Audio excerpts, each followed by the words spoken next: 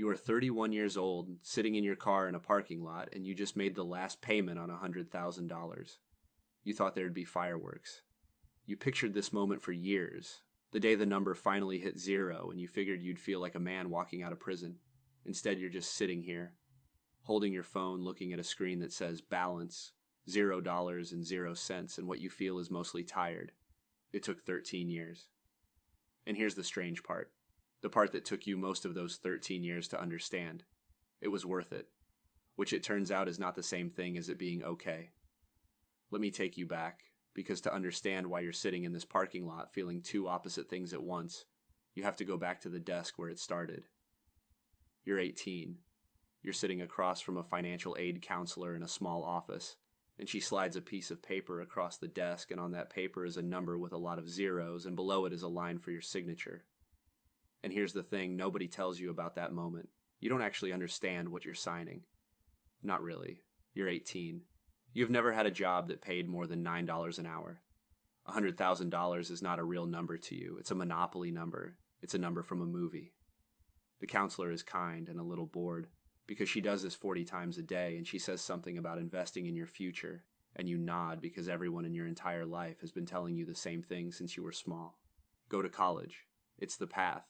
It's how you make it. And you believe them, because why wouldn't you? They're the adults.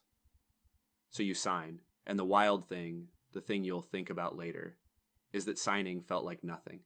It felt like signing for a package, the single most expensive decision of your life so far, and it took 4 seconds and a borrowed pen.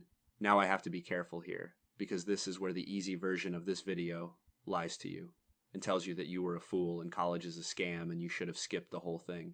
That's not the story. Because here's what actually happened. You went.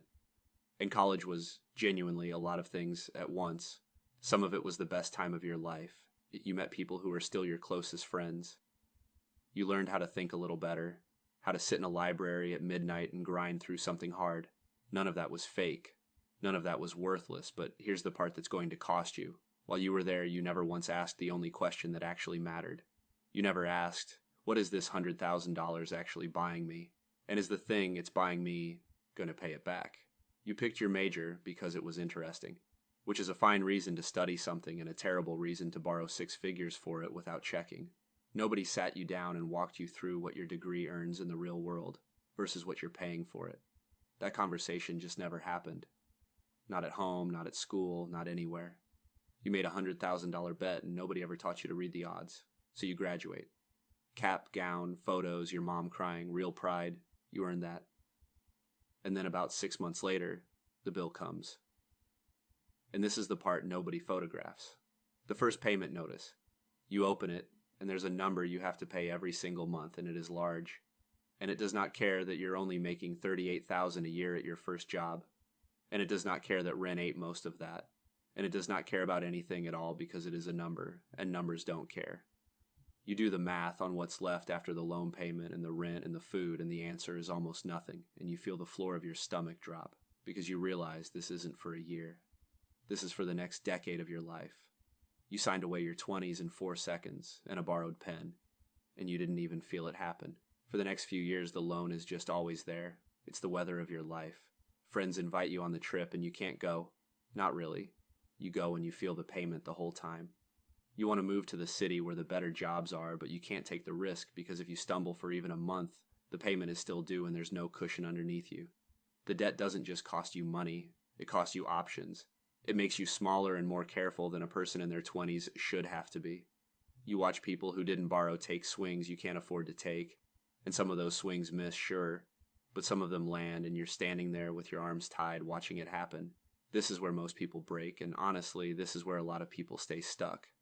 Resentful, treading water, paying the minimum forever and hating it. But you did something different, and it's the whole reason this story doesn't end in that parking lot feeling like a victim. Somewhere around year 4, you got quietly furious in a useful way. You stopped treating the loan like weather, like something that just happens to you, and you started treating it like a war. You looked at the thing the degree had actually given you, which was a foot in the door of a field, and instead of coasting, you got dangerous at your job. You learned the skills nobody was making you learn. You said yes to the hard projects. You went from someone the degree got hired to someone the work made valuable. And those are very different things. And the second one is the one that pays.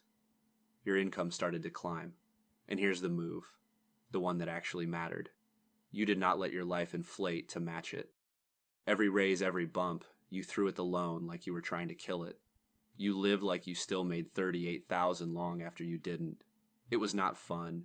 There were years where on paper you should have felt successful, and instead you ate at home and drove the old car and watched the balance drop month after month with a focus that bordered on obsession.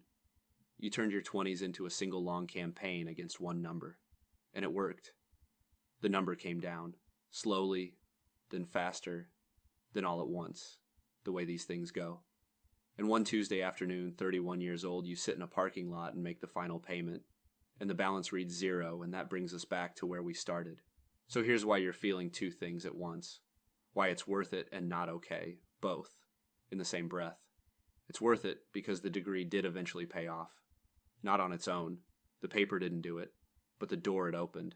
The field it got you into. The career you then clawed your way up that all traces back to the choice you made at that desk at 18. You're now in a position, skill, and income that you might never have reached without it. The bet, in the end, paid. You can say that honestly, but it's not okay, and you have to be honest about this part too, because pretending it was fine is how the next 18-year-old gets talked into signing without thinking. It's not okay that you spent your entire 20s at war with a number. It's not okay that nobody, not one adult, ever taught you to ask what the loan was actually buying before you signed for it. It's not okay that it worked out, partly because you got lucky. You landed in a field that pays, and the kid who signed the identical loan for a degree that doesn't is sitting in a parking lot somewhere with a balance that won't move, and he was not any more foolish than you. He just bet on the wrong thing, and nobody taught him to check either. That's the real lesson, and it's not the one the easy video gives you. The lesson isn't that loans are evil and college is a scam. Loans are a tool. College can be one of the best investments you ever make.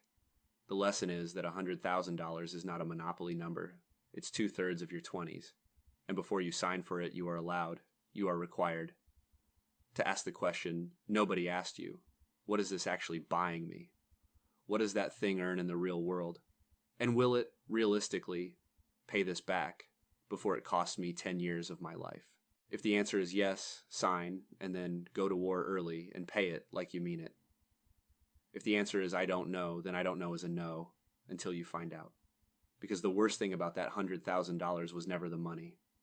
It was that you signed it in 4 seconds, having never once been taught to ask if it was worth it.